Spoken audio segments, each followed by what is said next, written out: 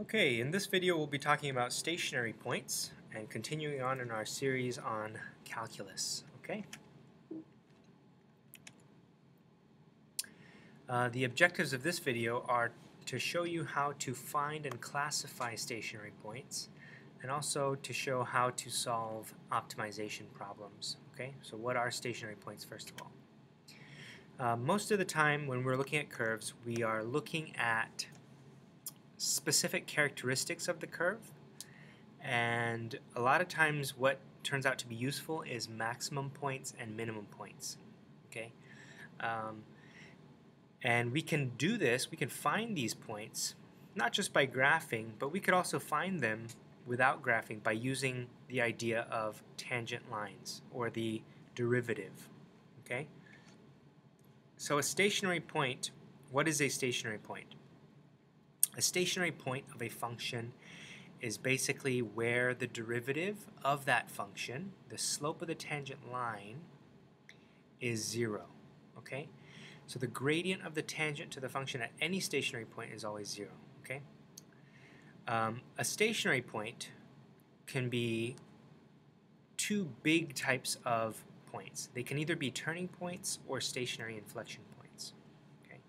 And you can see here in this picture, in these pictures, that all of these points, okay, these points that have the circles, all have horizontal tangents at those points. Okay, and for the turning points, there are two types. We have a maximum turning point, a minimum turning point. Okay, and for a stationary inflection point, we have just one type of stationary inflection, and that's just one point where the tangent line is horizontal. Okay, now if we look more closely at this graph, you can see that at both of these points the tangent's horizontal, so that means the derivative is 0. Okay, and if we look carefully on to the left of this point, you can see that the graph, as I read it from left to right, okay, the graph is increasing, right? The graph is increasing, it's going upwards as I go from left to right. And between the two stationary points, it's negative. It's going down. The slope is negative. Okay. And on this side, on this interval, it's going. It's increasing again. So the slope of the tangents at each of these points is positive. Okay. So what we can do with this information, it's increasing here, decreasing here, increasing here. What we can do is we can draw a sign diagram of the derivative. Okay, we're basically drawing, instead of graphing the derivative, okay, we're just going to draw a sign diagram of the derivative. This is called a sign diagram. Okay, this is the x-axis of the graph of f prime. Okay, and what this shows me is it tells me, well, these values here are my stationary points, and it also tells me that it's increasing on this interval, it's decreasing on this interval, and it's increasing on this interval. So it's plus, minus, plus. Okay, and this information is going to be valuable to us later. Okay, also for the stationary inflection point, you can also see that I can also create a sign diagram for the stationary inflection point. I can draw the x-axis of f prime. Not f, okay, these are not f, these are of f prime. And what that will help me is it'll help me find the intervals of increase and decrease. So it's increasing on this interval from negative infinity to a, okay, so we write a plus. And it's also increasing on this interval from a to infinity. And so I can also put a plus here. Notice the sign diagram on this is plus plus. On here, it's plus minus, and around the maximum, and around the minimum, it's minus plus. Okay, so it's increasing, then decreasing. Decreasing, then increasing. Increasing, it stops, and then it just keeps increasing again. Okay, so this is how we're going to be able to distinguish just by doing this. Without, if I didn't have the graph, I could still use the sign diagram to tell me what my stationary points are and what types of stationary points they are. Okay? So let's look at how to draw the sign diagram. Okay? Because sometimes we won't be given these graphs. We'll just be given the function and we'll say what is where are the stationary points and what types of stationary points are they? And you're just going to have to use a sign diagram to do it because it's not easy to graph everything all the time. Okay, so how do we draw a sign diagram of f prime? First of all, we find f prime, find the zeros of f prime. Okay, where are the zeros? The zeros and also the vertical asymptotes. Are there any vertical asymptotes of f prime? Not f, okay, f prime. Are there any zeros and vertical asymptotes? What are they? And then I'm going to draw the x-axis and place all of my zeros and all of my vertical asymptotes on those axes, on that axis. So in this case, we don't have any vertical asymptotes here. For this graph, we only have a 0, and so we represent the 0 right here. Okay, I would normally write an A here as well. Let me just do that here.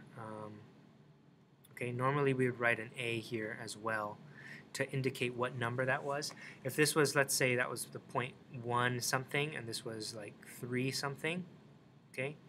If that was the point, I would write 1 and 3 here, okay? If I had any vertical asymptotes, I would also put those on my sign diagram. Okay, so find the vertical asymptotes, find the zeros, draw them, and then place all of them on the axis. And then again, we're going to test each interval with an arbitrary number in that interval, okay, to see if it's positive or negative. Okay, so I'm just going to plug that number in back into f prime to see if it's positive or negative. Usually this step does not require full calculation. It just requires you to look at the sign. I think we did this back in semester 1, but okay, if you don't remember, then just relearn it here. And then, of course, draw the signs on the sign diagram, okay? Draw plus, minus, or plus, minus, whatever they are, okay? And then using that, we can interpret, once we have the sign diagram, we can interpret whether we're going to have a stationary inflection or a maximum or a minimum, okay? So how do we classify the stationary points? Here's a nice little chart to help you determine what, just by looking at the sign diagram, what type of stationary point we have. If I have the sign diagram and it looks like around this point I have a plus minus, then that is a maximum. Okay, because it's increasing, then it's decreasing. So it's increasing and then decreasing right around A. If it's negative and plus, negative and positive, it's decreasing. Once it hits A, it stops, and then it goes back up. So it's a minimum. And if it's the same across that stationary point, if the sign stays the same, so plus plus or minus minus, then we have a stationary inflection point. It's increasing, stops at A, and then increases again. It's decreasing, stops at A, and then decreases again. Okay, so these two are stationary points, stationary inflection points. Here we have a minimum, here we have a maximum. Notice that this shape describes the curve, that being f of x, okay, not f prime of x. This is not the graph of f prime, this is the graph of f of x. Okay, so let's try one example, and I'm only going to do part A here, okay. For each of the following functions, well, let's just do part A. Find f prime of x, draw the sign diagram of f prime, find the position and nature of the stationary points, and then use technology to graph y equals f of x. Alright, so here we have f of x, minus x cubed plus 3x squared minus 3x plus 5. If I take the derivative of this, I will get f prime. So I use my power rule for this term. That becomes minus 3x squared. I use the power. I leave the plus. Same thing here. 6x minus 3 plus 0. So this is f prime. Okay, I'm done with f prime. What's the sign diagram? Well, once I have this, remember I have to draw the sign diagram, so I need to find the zeros or the vertical asymptotes. This is a polynomial, so there's not going to be any vertical asymptotes because there's nowhere this is undefined. but it does have some zeros. So I have to use my quadratic function knowledge to find the zeros of this function. So remember, we're working with f prime, so I factor out the -3, I get x squared minus 2x plus 1. This can be factored even further to x minus 1 squared. So what are my zeros? I only have x equals to 1. X equals 1 is the only place where this will go to 0, right? So I put 1 down on my sign diagram. Then I have to check on this interval and on this interval. Okay, how do I check? I plug in a number that's less than 1 into here, and I plug in a number that's bigger than 1 into here, and look at what those signs are.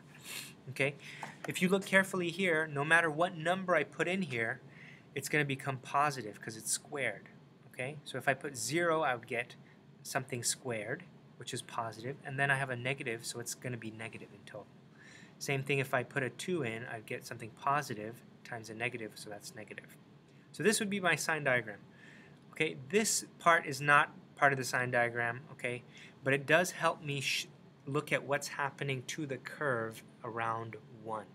This little curve here, oops, okay, this curve is for f of x. Okay, this is to help me describe what's happening to my f of x. Remember that this is f of x, okay? So this is f of x, this is the sign diagram of f prime. So you can see here that what's happening, well, it's a stationary inflection. Okay, it's a stationary inflection. I know that just by looking at the sign diagram. How do I find the position of that point? Well, I know the x value, so if I plug that back into f, my original function, that's gonna be the point on the curve. So I plug 1 in to here, I get 4 out. So the point is 1, 4. Okay? And then for step 4, use technology to help sketch the graph. You could graph this on your calculator, and you would see a nice smooth curve like this where we have a horizontal tangent that is right at 1, 4. Okay?